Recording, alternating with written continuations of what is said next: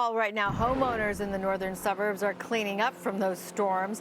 As you mentioned, lots of downed trees and other debris that got tossed around during this fast-moving storm system. Homeowners now estimating the toll of this damage. Let's go to NBC5's Christian Farr is live tonight with more on that part of the story. Christian? Good evening, Allison. The storm was short, but it was very powerful. Just look at what it did here in Winnetka. A tree came down and split that fence in two. And right next to it, you can see another branch that came down. And there was a lot more damage. On Pine Street in Winnetka, a downed tree split a fence in the north suburban neighborhood after a powerful storm rolled through this afternoon. It was like a hurricane going through. And it was for probably maybe 10, 15 minutes of really heavy wind. And here saw trees bending over. Just south of Winnetka and Skokie, the storm caused this tree to come down on Daniel Potter's home. I heard a gigantic clunk and thought that it was, I don't know, my kids doing something or something like that.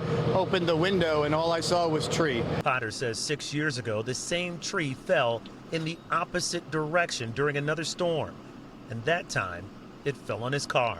My reaction was, again? And it was weather related then too. Although that was a lightning strike and it looks like this was wind. The heavy rain and high winds caused damage all across the northern suburbs. The storm knocked down a tree near Lyons and Kilbourne in Skokie, partially blocking the street. And in the 1500 block of Colfax in Evanston, a much larger tree came down, blocking the entire roadway. And of course, there were many similar scenes throughout the northern suburbs. Just blocking the street here. Luckily, didn't hit anybody's cars or any buildings, so no property damage, but yeah.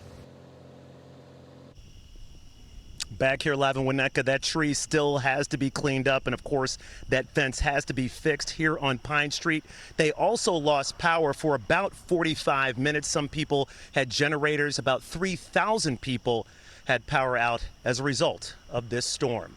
Reporting live here in Winnetka, Christian Farr, NBC 5 News. Those chainsaws back in action in the morning. Thank you so much, Christian.